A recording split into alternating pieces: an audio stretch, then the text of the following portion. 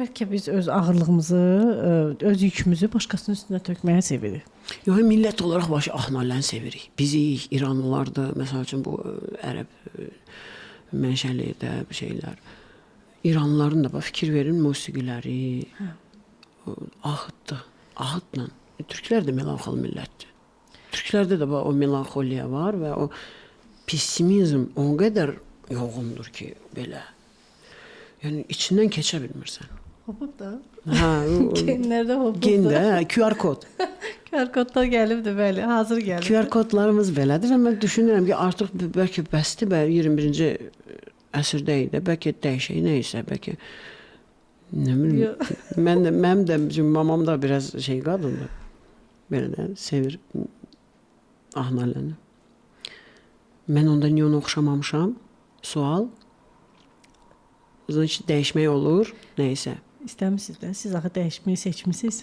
Vot. Mən də düşünürəm ki, problemlərin hamısı məhz oradan baş alır. Yəni, sən özü harada görmək istəyirsən. Bir tələbəm var, qadındır, 50 yaşlarına yaxın yaşı var. Keçən səfər gəldi, izah edeyim biləsiniz, bəlkə də Lekpress sözünü bilməyəcəksiniz. Bu, ayaq platformanı, hər hansı bir ağırlıq platformasıdır, özü 50 kilodur, platformanın boş vəziyyətdə. Ayaqlarınızı yerləşdirib onu pres eləyirsiniz, yəni ayaqlarınızda itiş işləyirsiniz. Qadın oturdu, dedi ki, nə qədər? Dedim, 100 dəfə. Dedi, zarafat edirsən? Dedim, yox.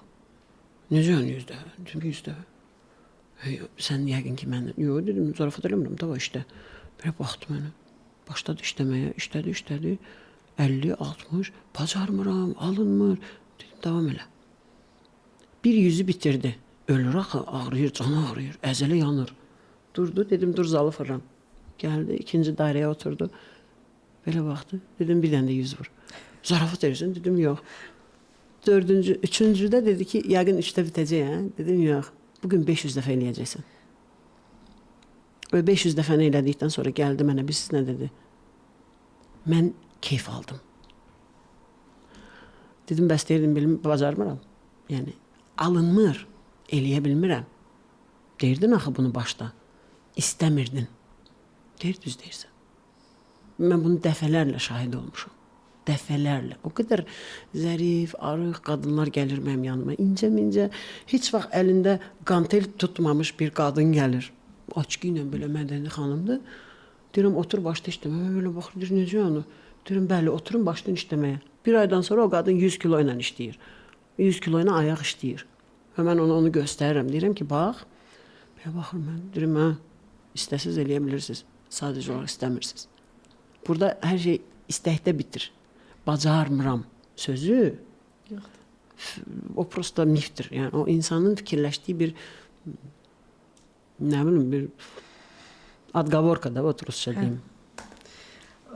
Onda deyirsiniz ki, biz əslində qorxduğumuz hər şeyi daha da yaxşısını eləyə bilərik.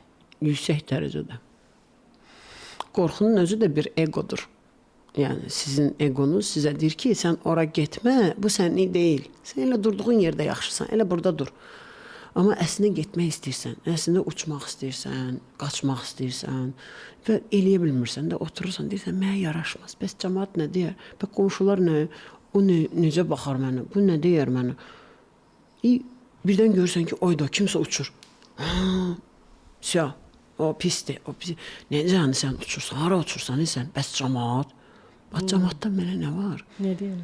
Siz məsələ, mən bu sözü həmişə deyirəm. Biz doğulanda da anamızın bətnindən əkiz olsaq belə tək çıxırıq. Və əkiz olsan da əgər biri həyatını itirirsə, o yenə qəbrə tək girir. Yəni, o qəbir bir nəfərlik qazılır.